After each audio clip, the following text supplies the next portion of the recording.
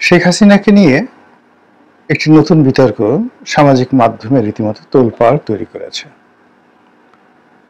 যে বিষয়টি নিয়ে এখন আজকে আমি আলোচনা করব, আমার নিজের মস্তিষ্কে এই বিষয়টি আগে কখনো আসেনি। আমরা যারা সামাজিক মাধ্যমে কাজ করি এবং মোটামুটি একটা ট্রান্সপারেন্সি রাখার চেষ্টা করি, আমাদের কথা, আচরণ, তথ্য, উপাত্ত সবকিছুর একটা মান যারা বজায় রাখার চেষ্টা করি, তাদের মধ্যে ফেস দ্য পিউপিল নামক যে একটি অনুষ্ঠান হয়, জনাব সাগর তিনি গুরুত্বপূর্ণ ব্যক্তি, বয়সে নবীন, প্রবাসী সাংবাদিক, বাংলাদেশে সাংবাদিকতা করেছেন। একটা সময় আমার সঙ্গে তার খুবই ভালো সম্পর্ক ছিল, এখনো আছে, এবং আমাদের দুজনের মধ্যে সৌহার্দ্যপূর্ণ যে সম্পর্ক, এটি অনেক ঊর্ধ্বস্তরের। আমি জনাব সাগরকে চিনি এবং জানি। তার আতিথেয়তা, তার আন্তরিকতা, তার সততা, তার নিষ্ঠা এবং সাংবাদিকতা পেশাকে ভালোবাসা, এটি আমি খুব অল্প মানুষের মধ্যে দেখেছি। উনি আগেই দেশের বাইরে থাকতেন, ইটালিতে থাকতেন, কানাডাতে থাকতেন, ব্যবসা বাণিজ্য করতেন। তো ওগুলো ছেড়ে তিনি বাংলাদেশে এসে ব্যবসা বাণিজ্য পাশাপাশি সাংবাদিকতা করতেন। আবার একটা সময় বাংলাদেশ ছেড়ে তিনি চলে গেছেন, বিয়ে থা করে চলে গেছেন।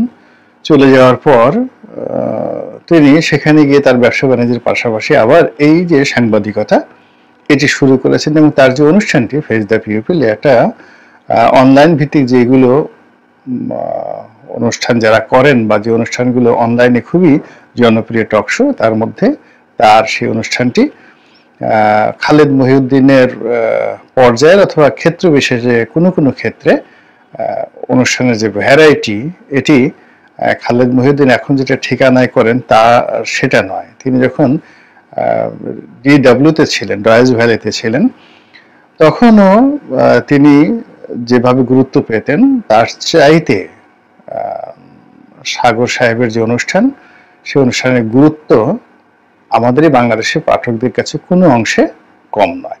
খালেদ সাহেবও ভালো, সাগরও ভালো। তো এই কথাগুলো বললাম এই কারণে যে এরা দুজনই বয়সে নবীন, আমার ছোট ভাইয়ের মতো, কিন্তু তারা কর্মে বড়, সম্মানিত। তো যার জন্য খালিদ সাহেব বা সাগর সাহেব তারা যখন কোনো একটা কথা বলেন, কোনো একটা স্ট্যাটাস দেন, ওটা আমি গুরুত্ব সহকারে নেই, দেখি এবং পড়ি।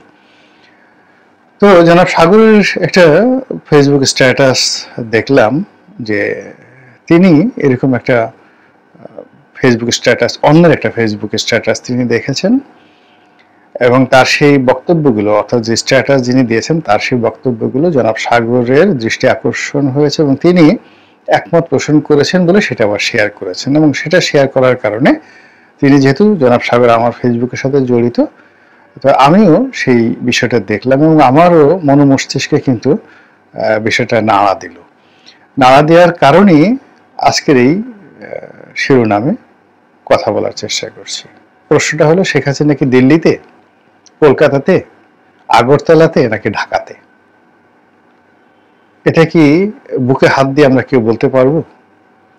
ভারত বলছে তাকে ফেরত দেবে না, ভারত বলছে তাদের দেশে তারা আছে, ভারত বলেছে বা ভারতের পত্রপত্রিকা এসেছে যে তাকে ভারতে আশ্রয় দেওয়ার জন্য,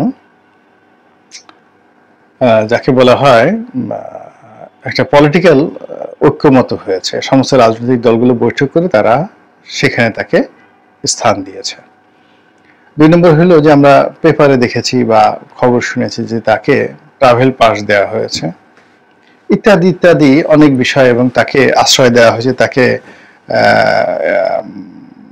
সম্মানিত মেহমান হিসেবে রাখা হয়েছে। এই সকল কথা ভারতীয় কর্মকর্তারা বলেছে, কিন্তু এটা যে কৌশল নয়, এটা আমরা বুঝবো কি করে? এর কারণ হলো, কেবল ভারত নয়, আমেরিকার মতো অনেক বড় বড় যাকে বলা হয় রাষ্ট্র, ইংল্যান্ড, তারা এরকম অনেক ক্ষেত্রে দেখা গেল যে কাউকে তারা জেলখানায় পুরে রেখেছেন, কিন্তু বললেন যে আমরা চিনি না, জানি না কোথায় আছেন, বা তাদের জিম্মায় রয়েছে, মেহমান হিসেবে রয়েছে, তারা হয়তো প্রচার করলো মেরেই ফেলা হয়েছে। এরকম অনেক ঘটনা বড় বড় রাষ্ট্রগুলো ঘটে। এখন শেখ হাসিনার ক্ষেত্রে বাস্তব অর্থে কি ঘটেছে এটি আমরা ভারতীয় ন্যারেটিভ, ভারতীয় পত্রপত্রিকার খবর এবং আমাদের দেখা কিছু দৃশ্য এবং একই সঙ্গে আমাদের কিছু ন্যারেটিভ, এইগুলোকে মিলে আমরা বোঝার চেষ্টা করছি যে তিনি ভারতে আছেন। কিন্তু প্রমাণ কি? এখন পর্যন্ত তিনি ভারতের কারোর সঙ্গে গুরুত্বপূর্ণ বৈঠক করেছেন, আমরা তার কোনো ভিডিও ফুটেজ দেখিনি। এগুলো একটা। 2 নম্বর হলো যে আওয়ামী লীগের অনেক নেতার সঙ্গে তার কথাবার্তা হয়, কোনো নেতার কাছেই তিনি এখন পর্যন্ত বলেননি যে তিনি ভারতের কোথায় আছেন। এবং তার সঙ্গে ভারতের যে সকল নেতা রয়েছেন আওয়ামী লীগের, সাংবাদিক রয়েছেন এবং তার অনেক ব্যক্তিগত বন্ধু রয়েছেন কলকাতাতে এবং দিল্লিতে। শেখ হাসিনা যেহেতু 75-15 আগস্টের পরে দীর্ঘদিন দিল্লিতে ছিলেন, ফলে ওখানকার রাজনৈতিক অঙ্গন, সাংবাদিক অঙ্গন, এমনকি চলচ্চিত্রের অঙ্গনে তার ব্যক্তিগত বন্ধু রয়েছে। তো সলিমান নাসরিন যেভাবে ভারতে আছেন, তার যেমন বন্ধু বান্ধব রয়েছে, কাজেই তিনি ইচ্ছে করলে গোপন থাকতে পারবেন না। কোথায় আছেন, কি অবস্থায় আছেন আমরা জেনে যেতে পারি, কিন্তু শেখ হাসিনা ভারতের কোথায় আছেন সেটি তার যারা ভারতীয় বন্ধু রয়েছেন তারা